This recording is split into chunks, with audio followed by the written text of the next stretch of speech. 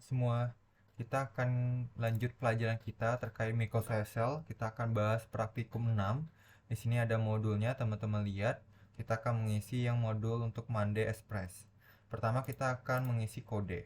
Di sini dibaca dulu, ada kode pesanan gitu ya. Nah, di kode pesanan ini masing-masing ada keterangan, dimulai dari di sini kode AA ini tanggal, bulan, tahun kirim, lalu ada B itu adalah lokasi tujuan, D itu Delaware, M itu Maine, V itu Vermont, W itu Wyoming, dan CCC adalah jumlah unit. Nah, untuk ini pertama, untuk kodenya berarti kita akan lihat panduannya. Di sini adalah kode diisi dengan menggunakan kata pertama, penerima, strip lokasi tujuan, slash jumlah unit, lalu di hari kata unit. Contoh T Delaware 128 unit. Oke. Nah, kalau seperti ini berarti kita bisa isi dengan rumus yang namanya concatenate. Concatenate. Ya, concatenate buka kurung. Kita mau isi mengambil dulu dengan kata pertama penerima. Nah, kata pertama penerima di sini ya, berarti T-nya kita mau ambil. Kita pakai rumus left, buka kurung, teksnya yang ini kita ambil satu aja, kurung. Oke. Lalu kita titik koma, kita mau kasih kata penghubung strip. Kurung teks ketiga, lalu teks ketiga kita mau isi lokasi tujuan. Nah, lokasi tujuan kan berarti lihat di sini ya, di panduan ini yang kode B ini ada Delaware, Maine, Vermont, Wyoming. Nah, maka dari itu kita pakai rumus yang namanya if. If buka kurung, ambil kata meet. Kita meet dari teks ini, ambil berapa kata? 1, 2, 3, 4, 5, 6, 7, 8, 9, 10, 11, 12, 12. Ambil cuma satu doang, karena kita mau ambil D-nya. Itu kalau misalnya dia adalah D, maka Delaware ya harusnya di sini. Kalau misalnya D berarti dia Delaware lokasi tujuannya. Cuman kita karena udah ada tulisan selnya, jadi kita pilih aja selnya di sini. Terus kita F4 absolutin biar dia nggak lari. Nah, kalau udah kita mau buat selanjutnya untuk M. If buka kurung meet buka kurung C7 ya, C7 udah itu 12.1. Kalian boleh copy aja atau enggak langsung ketik aja, samain dengan ini if meet C7 sama dengan M, itu ya, sama dengan M, maka dia itu mainnya kan ya di sini kita F4. Lalu kita mau lanjut lagi yang berikutnya, if meet C7 12.1 sama dengan V, maka dia adalah Vermont ya, F4. Karena C1 berarti selalu kita nggak usah pakai if lagi, tapi kita langsung ambil. Yaitu yang kalau selain kriteria 3 kriteria tadi berarti dia Wyoming gitu. Oke, kalau udah tutup kurung, tutup kurung, tutup kurung, nah muncul teks 4, teks ini, teks 3-nya, berarti kita teks 3 udah, kita titik koma, kita mau isi yang slash. Nah, saya isi slash ini, berarti kita pakai petik slash tik. Ini kita beri. Belum selesai ya. Ini kita tambahin dulu spasi. Nah, udah itu kita mau isi teks 5. Teks 5 itu adalah jumlah unit. Jumlah unit kan di sini ya. Tuh, CCC adalah jumlah unit, berarti yang 128.295 ini. Kita mau ambil, berarti kita mau ambilnya itu menggunakan rumus apa? Kita pakai rumus yang namanya meet juga teksnya, tapi kita pakai yang bukan 12. Harusnya dia di sini 12 ya. Harusnya 14. Karena kan di sini D-nya 12, berarti strip 13, satunya 14. Kita ambil 3 angka, karena kita mau ambil 3 angkanya. Di koma, lalu kita tambahin kata unit. Itu ya.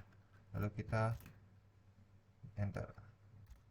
Nah, di nanti aja kayak gini. Oh, ini kayaknya kita tambahin spasi dulu biar dia ada jarak.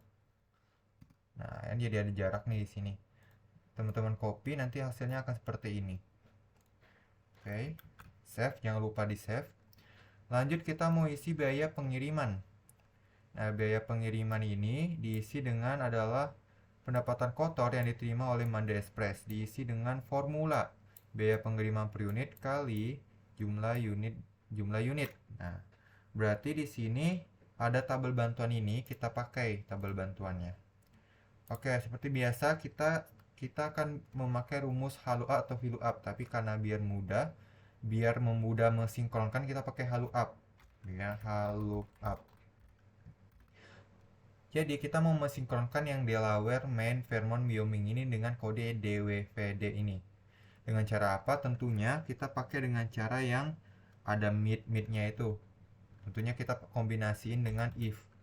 Buka kurung, mid, buka kurung. Ya, kita ambil teksnya, selnya. Kita mau ambil yang kata D. Tadi 12 ya. D-nya 12, letaknya di 12. Ambil satu aja. Itu kalau misalnya dia adalah D, maka apa? Maka dia adalah Delaware ya. Delaware. Bener ya, Delaware. Nah, petik 2, titik koma lagi, lanjut. Kita tulis ini, copy aja ya, sama kok. Tapi ini adalah M. Nah, kalau misalnya dia M, berarti dia itu main. Lanjut, kalau misalnya dia itu adalah P ya, P. Berarti dia itu adalah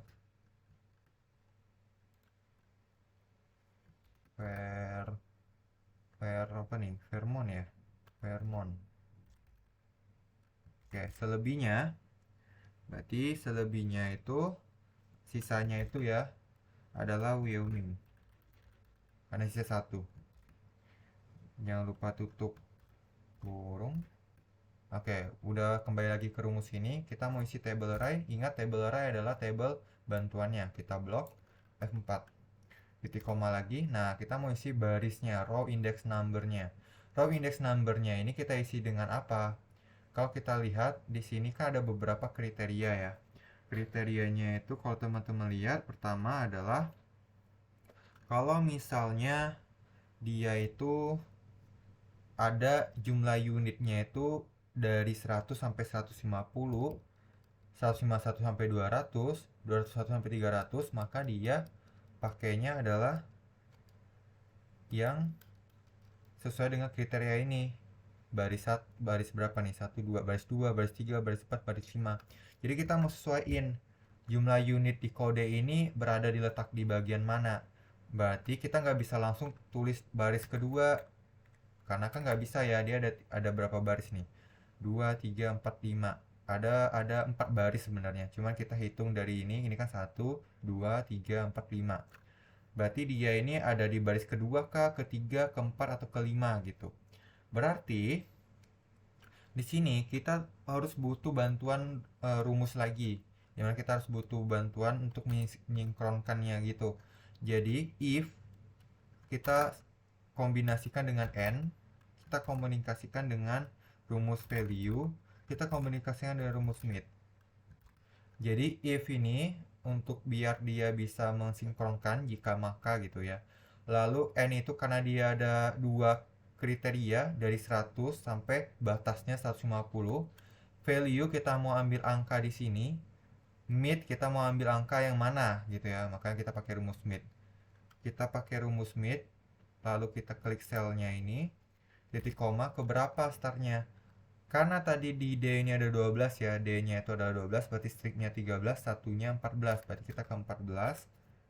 Ambil 3 angka, kurung. Oke, kita lihat lagi, ambil angka, kurung, lanjut. Kita tutup kurung lagi.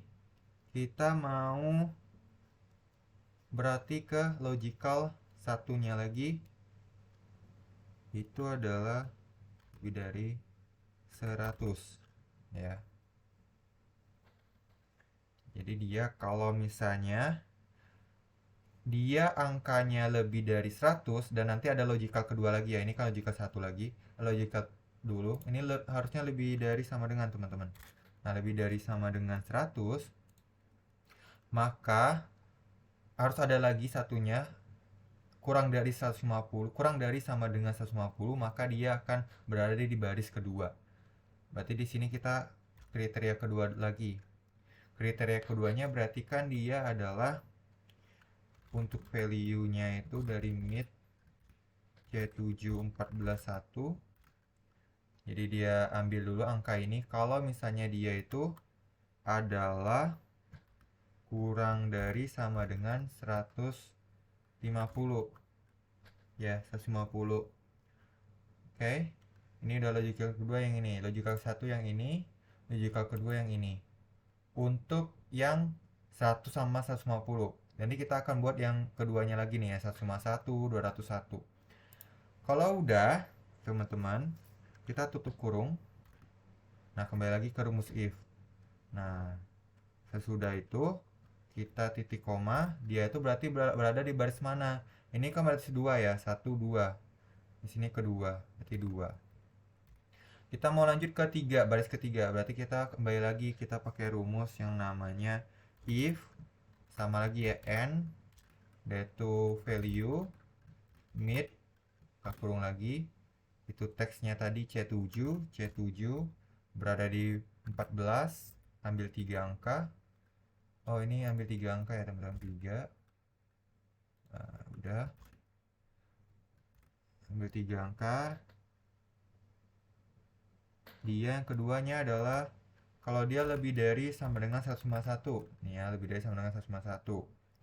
Lalu logical yang pertama udah, logical keduanya adalah value kurung mid kurung C71413. Dia itu kalau misalnya kurang dari sama dengan 200 ya, 200. Oke. Kurang dari sama dengan 200. Ini adalah logical kedua. Arti logical keduanya ini, logical satunya yang ini. Oke, kalau udah kalian jangan lupa tutup kurung. Nah, kembali lagi ke rumus ini, kalian tanda petik atau koma ya. Biasanya juga ada yang koma di laptop kalian atau komputer kalian. Itu kita tulis ke baris keberapa? 1 2 3. Ada 3 ya di sini, 3. Next, kita mau tulis yang 201 sampai 300. Sama prosedurnya, kita pakai rumus if gitu ya. If buka kurung n, buka kurung value, buka kurung mid, buka kurung teksnya yang ini, ambil ke 14, ambil 3 angka. Lalu kriteria pertamanya adalah lebih besar sama dengan 201 ya. Nah, 201. Lalu logical kedua, kriteria kedua adalah sama, dia value. Kita ambil mid, ambil C7 14 3. Itu kalau misalnya dia kriterianya itu kurang dari sama dengan 300 ya. Kurang dari sama dengan 300. Ini kurang dari sama dengan 300. Ini adalah logical keduanya. Lalu ini logicalnya ke 1 ya. Oke. Kalau udah kalian tutup kurung, lanjut muncul rumus ini, kalian titik koma. Ini berada di baris berapa? 1 2 3 4, baris keempat. Oke, karena udah sisa 1, berarti kita nggak perlu pakai rumus lagi. Berarti kita tulis aja baris kelima terakhirnya. 1 2 3 4 5. Gitu ya. Jadi gitu. Lalu kita tutup kurung, tutup kurung, tutup kurung. Nah, sampai dia muncul row index numbernya. Lalu kita titik koma. Titik koma, lalu kita 0 gitu ya. Titik 0. Tutup kurung. Lalu kita mau belum sampai, kita jangan enter dulu. Ya, karena kita kan mau formulanya kaliin dulu dengan jumlah unit. Berarti kita kali, tambahin kali jumlah unitnya. Berarti kita mau ambil yang di sini nih, 128 ini. Berarti ketik value mid, ambil dari C7 ya, sama 14 3. Kurung. Nah, coba kita enter. Nah, hasilnya seperti ini. Ini ya. Oke. Sorry. Enter. Kalian copy atau enggak kalian geser ke sini. Nah, hasilnya seperti ini. Oke, kalau udah kalian lihat di sini semua tabel diisi menggunakan formula, berarti total kita pakai total rumus sum. Rumus sum buka kurung, totalin aja semuanya. Berarti totalnya adalah $24.826. Lanjut ke ini udah ya. Konkatenat yang ini udah. Lanjut ke ini. Total biaya pengiriman tujuan Maine dan Vermont. Nah, sekarang kita mau pakai rumus penjumlahan total biaya. Berarti kita pakai rumus sum, tapi ada if. Sum if. Kenapa? Karena kan di sini kita mau mengkategorikan gitu. Sum if-nya mau kita kategorikan ke dalam bentuk kriteria-kriteria tertentu. Pertama, kriteria di sini adalah dia mau mentotalkan biaya pengiriman, tapi tujuannya ke lokasi Maine sama Vermont. Berarti ada dua kategori. Berarti di sini bisa kita asumsikan kalau misalnya penjumlahan ini mau kita bedain antara total biaya pengiriman tujuan Maine sama Vermont gitu. Karena kan di sini gabungan ya, semuanya kita nggak tahu nih yang Vermont mana, Maine mana. Berarti kita bisa pakai rumus sum if. Yang pertama, range-nya. Range-nya berarti kita pakai range ini. Buat kita kriteriain. Titik koma, kalian perhatikan karena dia mau khususnya ke Maine, di mana Maine itu kodenya M, di sini ada M. Nah, ini ada cara cepatnya. Kalian titik koma ya, udah titik koma. Kalian petik 2, lalu tambahin kata ini. Bintang ini terus kalian masukin kata M untuk Maine, terus bintang lagi, strip. Artinya apa? Artinya ini kita mau cuman ngambil kriteria kata dari range ini yang M doang. Yang ada M doang. Sisanya dia abain, makanya dia pakai tanda ini nih, bintang. Ya, seperti itu ya.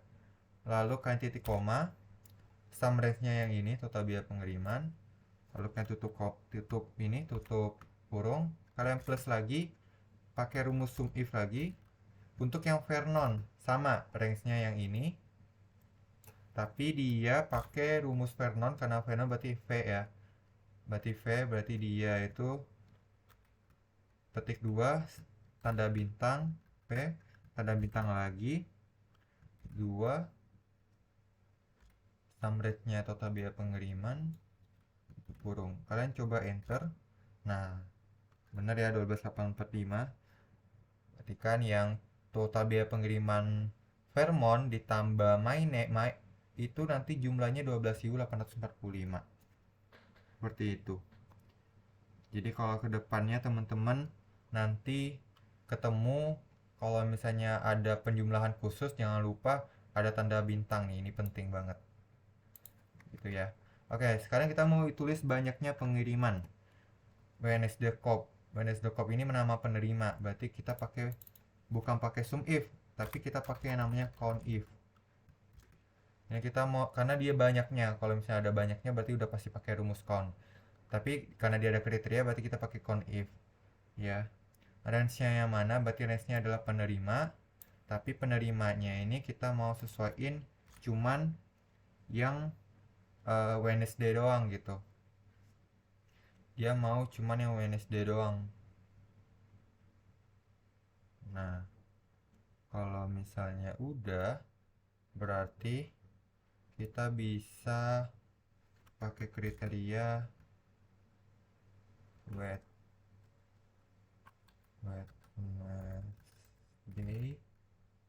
Kita harus samain ya. Nah, ini kriterianya ini. Jadi dia mau kriterianya cuma Wednesday, Corp. Ya, coba kita enter. Nah, cuman 4 ya. Jadi nanti disesuaikan aja kriterianya mau apa. Oke, ini harusnya terakhir. Rata-rata biaya pengiriman ke Delaware, lokasi Delaware. Oke, rata-rata itu adalah average. Rata-rata rumusnya adalah average. Average. Nah, average, tapi karena dia ada kriteria Delaware, kita pakai rumus if nih. Rumus if. Nanti kita tambahin if, buka kurung. Nah, di sini kita mau ambil kalau misalnya rata-rata biaya pengirimannya itu khusus ke Delaware doang. Ke Delaware doang berarti kita pakai rumus yang tadi ya, yang ada tanda bintang-bintang itu. Berarti kita cuma mau pakai yang ada D-nya doang. Berarti range-nya ini kita tulis ini dulu kodenya. Itu kita titik koma. Kriterianya yang tadi petik 2 tanda bintang ya, petik 2 tanda bintang. Karena Delaware D bintang lagi petik 2. Lalu kita titik koma, average range-nya itu adalah yang ini ya. Karena kan dia kita mau rata-ratakan ini, rata-ratakan total biaya pengirimannya berapa, tapi khusus ke Delaware doang. Nah, tutup kurung, kita cek. Nah, itu 1513. Oke, berarti udah nih selesai. Kita udah mengisi semuanya. Jadi teman-teman nanti bisa cek kembali lagi ya videonya buat pembahasan masing-masing rumusnya gitu. Oke, sebelumnya kita bakalan tulis subtotal sama pivot. Nah, tapi di sini udah ada ya, cuma kita buat lagi dengan cara apa? Kalian copy sheet dulu ke copy sheet 1 ke sheet 2. Ya, kalian copy ini, move to end, create copy. Nah, di sini kita drag. Kalian rename subtotal gitu ya. Nah, rename subtotal. Di bagian subtotal ini kalian sortir berdasarkan penerima. Nah, sortir berdasarkan penerima berarti kalian blok semuanya. Kalian ke data, ada sort. Nah, di sini kalian sortir berdasarkan penerima. Oke. Udah sortir, teman-teman. Oke. Kalau udah sortir, buatlah subtotal berdasarkan sortir yang telah dilakukan. Berarti nih, teman-teman, kalau udah disortir ya. Kalau udah disortir, kalian blok lagi. Di sini ada subtotal nih di bagian data, formula data, ada subtotal. Kalian tekan, kalian nya berdasarkan penerima, kalian oke. Nah, berarti akan seperti ini. Lalu yang ini kalian samain aja dengan ini. Nah, ini kalian rapiin aja ya, kalau ada kayak gini rapiin aja.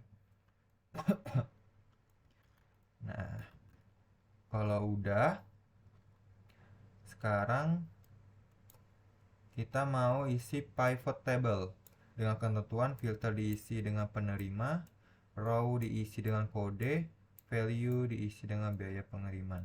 Design report available dalam bentuk outline. Oke. Nah, berarti sekarang kita bisa copy dulu nih dari ini jawabannya. Terus kalian ke nah, berarti kalian ke insert ya, kalian copy, kalian blok dulu ke pivot table di bagian insert, one table range, terus new worksheet gitu ya. Lalu kalian klik OK. Nanti akan muncul ini, kalian rename pivot table. Oke.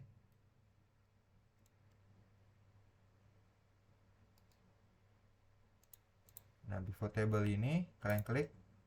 Nah, di sini kan ada beberapa keterangan ya. Kita mau isi nih keterangannya. Pertama, filter diisi dengan penerima. Penerima kita masuk ke filter. Oke. Lalu row diisi dengan kode. Kode kita masukin ke row. Value diisi biaya pengiriman. Nah, jadi seperti ini. Oke. Nah, terkait desain, kita cek dulu desainnya ini.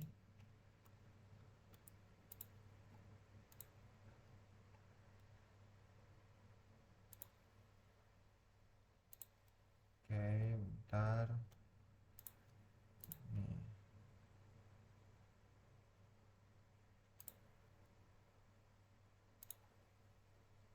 Ini ya, show in outline. Jadi kalian ke desain ya. Di desain ada report layoutnya itu dalam bentuk outline. Jadi teman-teman kalau misalnya diminta desain report layout pivot table dalam bentuk outline, kalian ke desain di sini, nanti ada report di sini. Tapi kalian harus sesuaiin, diminta soalnya compact, outline atau tabel. Kalian klik. Nah, jadi nanti bakalan muncul kalau misalnya bentuk outline-nya kayak gini. Oke. Nah, berarti kita udah pivot table kayak gitu, subtotal juga udah, jawabannya juga udah semuanya.